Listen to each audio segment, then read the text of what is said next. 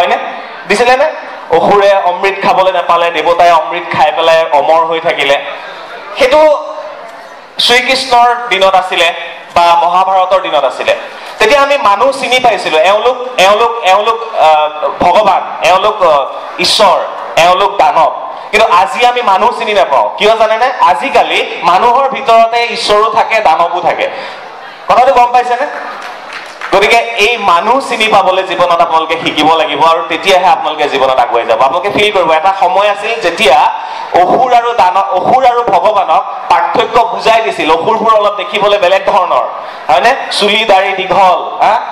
দাঁতবোৰ দীঘল আছিল তেওঁলোকৰ কথা কোৱাৰ ষ্টাইল বেলেগ আছিল কিন্তু যিবিলাক দেৱতা আছিল দেৱতাবিলাকে মুকুট পিন্ধে দেখিবলৈ ধুনীয়া হয় পাৰ্থক্য এটা আছিল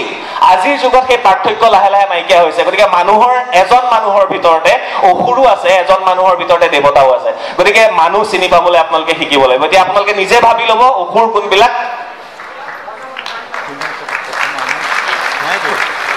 বহলাই নকয় ইয়াতে বস্তুটো ষ্টপ কৰি দিছো দাঢ়ি দি দিছো গতিকে মানুহ হবলৈ আপোনালোক শিকিব আমি বাৰ্তালাপ পডকাষ্টত মই বহুতকেইটা অনুষ্ঠান কৰিছো শেহতীয়াকৈ আপোনালোকে যদি পাৰে চাব কাৰণ আপোনালোকৰ জনজাতিৰ ভিতৰত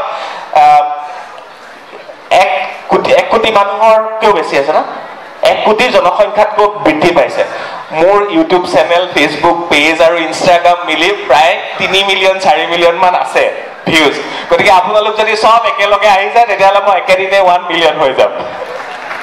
গতিকে আপোনালোকে গৈ পেলাই পডকাষ্টবোৰ চাব শেহতীয়াকৈ মই এটা পডকাষ্ট দিছো গুগলৰ HR এই মাত্ৰ চিন্ময় ছাৰে মই তাকে কথা পাতি আছিলো অনুষ্ঠানটো তেওঁ ভাল পাইছে চাই গুগলৰ HR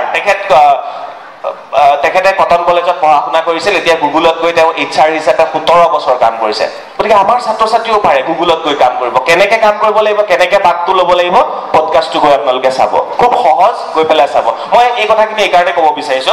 ডক্টৰ আমাক লাগিব ইঞ্জিনিয়াৰ আমাক লাগিব টিচাৰ আমাক লাগিব ইয়াৰ বাহিৰেও আমাক কিছুমান বেলেগ প্লেটফৰ্মত মানুহ লাগিব আমাক পাইলট লাগিব শেহতীয়াকৈ মই এটা শ্ব' কৰিছো অসমত পাইলট ট্ৰেইনিং একাডেমি এখন আছিল লীলাবাৰী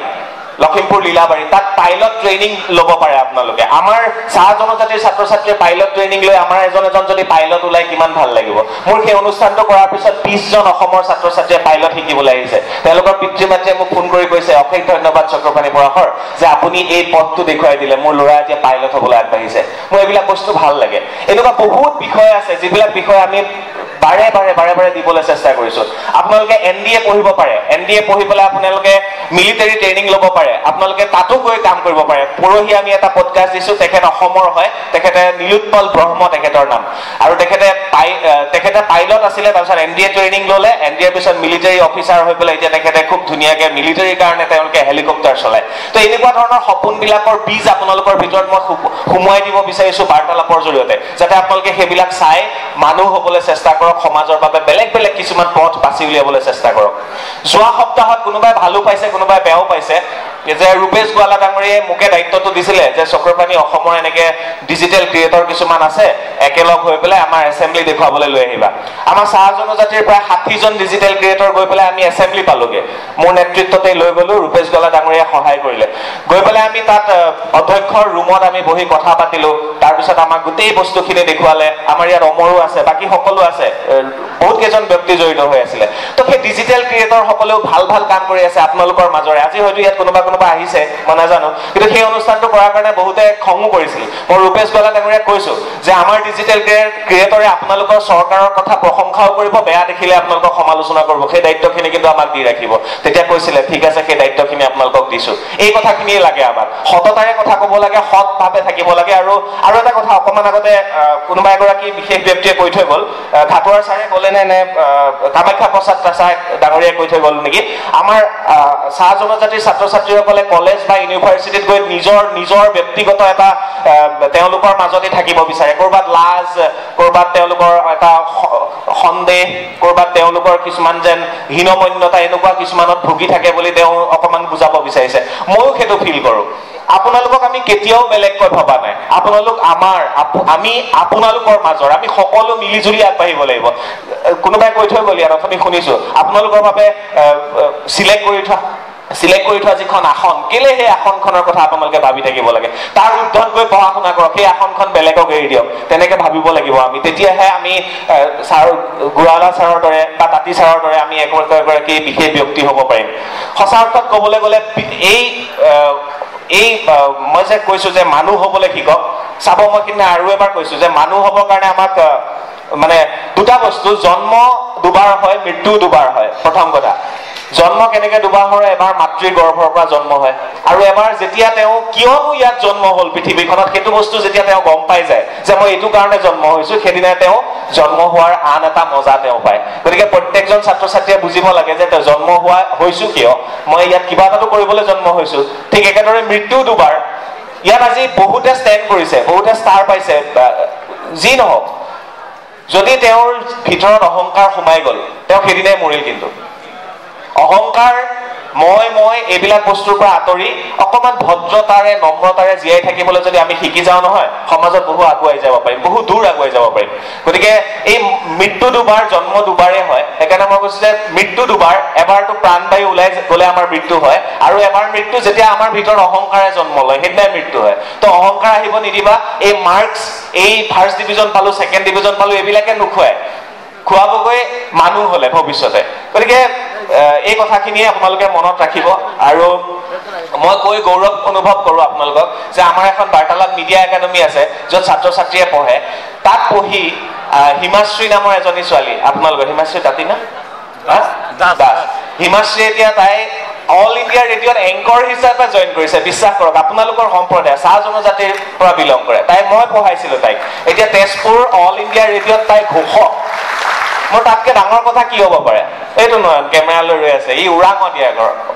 মোৰ সোঁহাত বুলি ক'ব লাগিব তাক দুটাই ল'ৰা আছে এটা নয়নজ্যোতি মাহাতো আৰু এটা হীৰকজ্যোতি নয়নজ্যোতি সোঁহাত বাওঁহাত মোৰ কাৰণে তাতকে আৰু ইহঁতে প্ৰত্যেকটো ভিডিঅ' এডিটিঙৰ পৰা এভৰিথিং সিহঁতে কৰে অমৰহত আছে ইয়াত অমৰহতটো আমাৰ ঘৰুৱা মানুহ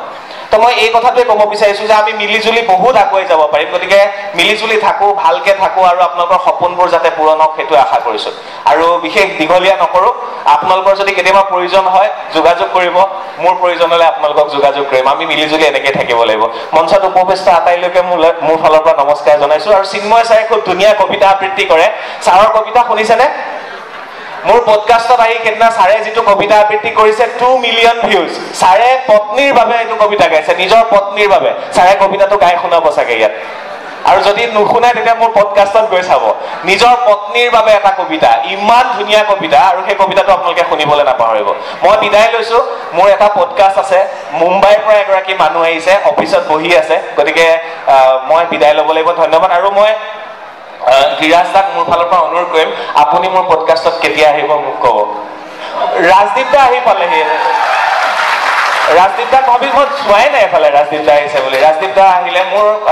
অন্য এগৰাকী মোৰ দাদা মোৰ পথ প্ৰদৰ্শক বুলি ক'ব লাগিব ৰাজদীপ দাই মই যেতিয়া চেনেল এৰিছো মই চেনেলত আৰু কাম নকৰো ৰাজদীপ দাই জোৰ কৰি পেলাই নি মোক আৰু আকৌ এটা শ্ব' কৰিবলৈ দিলে ND24ত আমি গণসংযোগ বুলি এটা শ্ব' কৰিছিলো ৰাজদীপ দাই নাম দিছিলে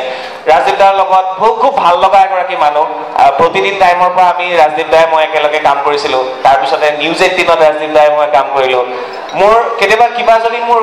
কথা ক'বলগীয়া থাকে ন কাৰোবাক মই ৰাজদীপ দাক ফোন কৰোঁ ৰাতি 1টা বজাতো হওক 12টা বজাতো হওক কিবা বিপদত পৰিছো ৰাজদীপ দা কিবা কথা ক'বলগীয়া মন গৈছে ৰাজদীপ দা এতিয়া ৰাজদীপ দাৰ পৰা আপোনালোকে আৰু বহুত কথা শুনিব মই সময় লৈ অহাহেঁতেন বা ইয়াত যদি সময় থাকিলেহেঁতেন 2 ঘণ্টা পৰ্যন্ত ভাষণ গাই থাকিব পাৰিলোহেঁতেন কিবা কিবি কথা ক'ব পাৰিলোহেঁতেন বাট আজিলৈ এৰিছো এটা লাষ্টত কথা কৈ থৈ যাওঁ জীৱনত উৰিবৰ কাৰণে অকণমান লাইট হ'ব ৱেইট কমাই ৰাখিব মগজুত বেছি প্ৰেছাৰ নিদিব কিয় জানেনে বৰ বেছি মানুহৰ প্ৰয়োজন নাই আমাৰ খুব কম মানুহৰ প্ৰয়োজন তেতিয়া অদৰকাৰী চিন্তা আমাৰ মনলৈ নাহে এখন ফ্লাইট উৰিবলৈ ফ্লাইটৰ টিকটটোত আপোনালোকে কিমান কেজি ৱেইট লৈ যাব পাৰে ভিতৰত 15 কেজি ন তাতকৈ বেছিকৈ হ'লেতো আপোনালোকে বহুত পইচা দি পেলাই যাব লাগিব এতিয়া আপোনাৰ জীৱনৰ ফ্লাইটটোৰ জীৱনটোৰ কাৰণে আপুনি বেছি মানুহৰ প্ৰয়োজন নাই কম মানুহ ভাল মানুহ লগত ৰাখি জীৱনত আগুৱাই যাব বুলি আশা কৰিছো আৰু লক্ষ্য এটা স্থিৰ কৰিব আপোনালোকে ক'লৈ যাব কাৰণ আপোনালোকে টিকট এটা কাটোতে আজি আপোনালোকে ইয়ালৈ যে আহিছে হয়তো কোনোবা শদিয়াৰ পৰা আহিছে কোনোবা ধুবুৰীৰ পৰা আহিছে টিকট এটা কাটি আহিছে সেয়া ফ্লাইটত আহিছে বা বাছত আহিছে বা নিজৰ গাড়ী লৈ আহিছে লক্ষ্যতাটোত আহিছে ন মই মাছখোৱা ITI লৈ যাম লক্ষ্য এটা ন জীৱনত গতিকে গোটেই জীৱনটো যাবৰ কাৰণেও এটা লক্ষ্য লাগে সেই টিকটটো আপুনি কিন্তু আজিয়ে কাটিব লাগিব আপুনি কিমান দূৰলৈকে যাব গতিকে টিকটটো আজিয়ে কাটক এইসকল ছাত্ৰ ছাত্ৰীয়ে কাৰণ মেট্ৰিক বা হায়াৰ ছেকেণ্ডেৰী পাছ কৰিছে গতিকে টিকটটো আজিয়ে কাটক কিমান দূৰলৈকে আপোনালোক যাব সেইটোৱে কথা আৰু জীৱনত কয় ন ছাকচেছ কি সফলতা কি মই ভাবো জীৱনটোত গৈ থকাটোৱে ছাকচেছ যিদিনাই কাম কৰিবলৈ এৰি দিম কাম কৰিব নোৱাৰা হৈ যাম সেইদিনাই আমি বিফলতা আৰম্ভ আমাৰ গতিকে যেতিয়ালৈকে পাৰে আপোনালোকে কাম কৰি গৈ থাকক মৃত্যুৰ সময়লৈকে কাম কৰি গৈ থাকক সেইটোৱে আপোনালোকৰ ছাকচেছ বুলি ভাবিব আৰু বহুতে মোক কয় যে চক্ৰপাণীয়ে হাঁহি কেনেকৈ থাকে ইমান দুখৰ পিছত মই তেওঁলোকক কওঁ হাঁহিবলৈতো আমাক আমি নিজে শিকিব লাগিব ন কন্দুৱাবলৈ বহুত মানুহ আছে হয়নে আছেনে হাঁহিবলৈ নিজে শিকিব লাগিব কন্দুৱাবলৈ বহুত মানুহ আছে আৰু হাঁহিলে আমাৰ দাঁতকেইটা দেখা পায় অন্তৰখন দেখা নাপায় হয় নহয় হয়নে গতিকে বুঢ়া হোৱালৈকে দাঁতকেইটা খুলি ওলাই পৰি যোৱালৈকে হাঁহি থাকিব আপোনালোকে ধন্যবাদ আৰু এটা কথা ডেকাখিনিক কৈছো হাঁহিবলে গুটখা খালে নহব কিন্তু দাঁতকেইটা বৰ লেতেৰা লাগে গতিকে হাঁহিব যদি মন আছে দাঁত খোলাকে হাঁহক দাঁত ওলোৱাকে হাঁহক দাঁতকেইটা চাফা কৰি ৰাখক গুটখা খোৱাটো বন্ধ কৰক ধন্যবাদ আজিলৈ বিদায় লৈছো ধন্যবাদ